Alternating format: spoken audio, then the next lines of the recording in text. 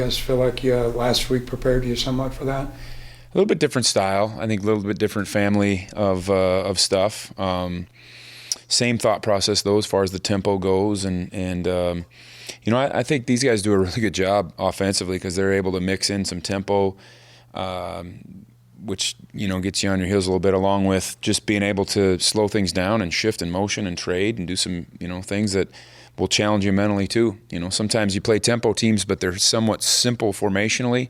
These guys are tempo, but they also can switch gears on you and get into some stuff that challenges you a little bit too. So really, really well coached team.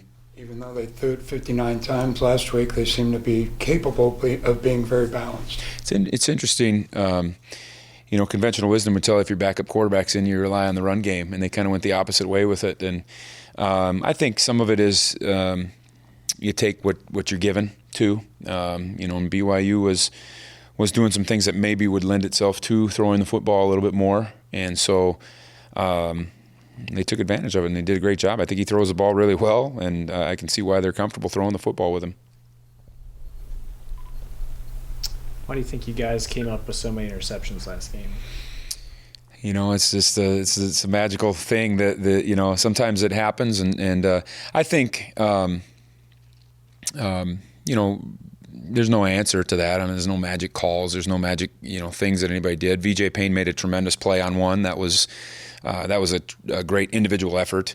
Kobe Savage actually was a great individual effort in the end zone too, because he was just in a single high defense and he got over and played outside the numbers, which was phenomenal range for a guy. So there was a couple of really just tremendous individual efforts, and then sometimes they happen. We had an overthrow that was again probably a pretty good individual effort, nothing that would show up on the stat sheet, but Bo Palmer did a really nice job of getting some depth in an underneath zone, and the quarterback floated a little bit, and it ended up in Kobe Savage's hands. And then we're giving Kobe a little bit of grief for dropping one that probably my grandmother could have caught.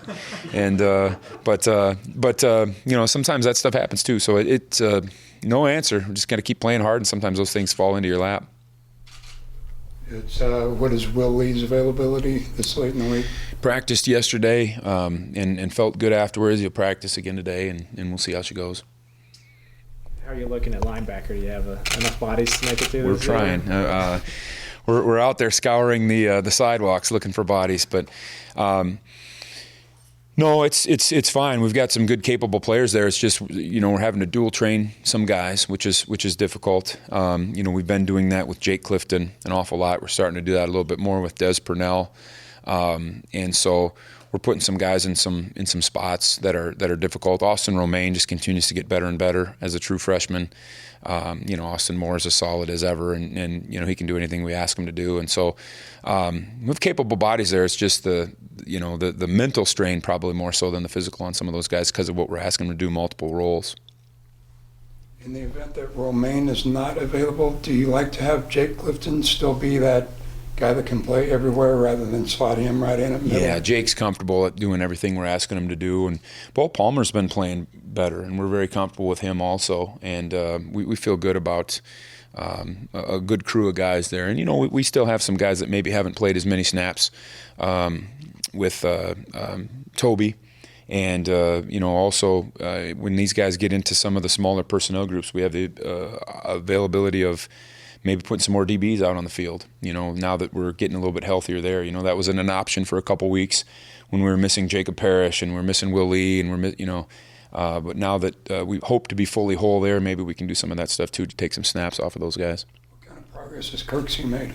He's coming along. He's just different style of intensity, I think, than what he's used to in terms of what's going on, with the big boys. I think he had a nice job in fall camp, and he was progressing nicely. We were very comfortable with him, and then he had an injury and missed an extended period of time. And then when he's come back, he just hasn't been quite clicking. And there's nothing to put your finger on. He's got the ability to do it. He understands what we're doing. He just hadn't been able to put it together well enough for us to say he's a guy right now.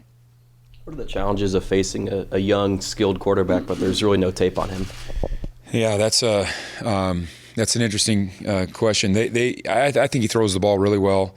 We don't have a lot of things in terms of his tendencies of, he scrambles this way, or that's something that we'll have to figure out as the game goes on. But I know he's very capable of running what they're asking him to do, and I think he reads the RPO game well. And we'll have to make adjustments on the fly. And how dangerous can TCU be with those deep balls?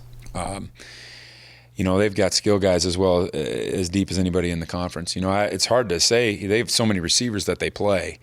The tailbacks are explosive. The tight end, I've said for years, is one of the best players in the league. I really feel highly about Wiley, and they've got a backup tight end that I think is a really good player too. They're good up front. This is a really good football team, and it's going to be a challenge for us.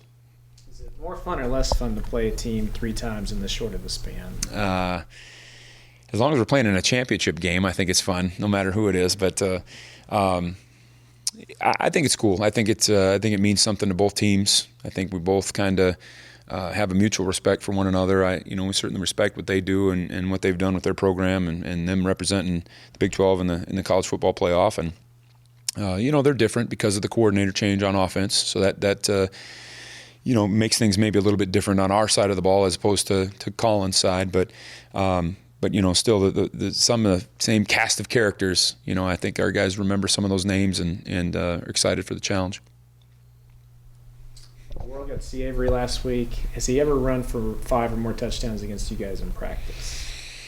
Not that I recall, but we get some quick whistles sometimes. So he's talented, isn't he? It's fun to watch him. And I thought, not that we needed it. We have just tremendous confidence in Will. I think Will's phenomenal, and it was cool though to see him, local Kansas guy getting off like that and playing the way he did.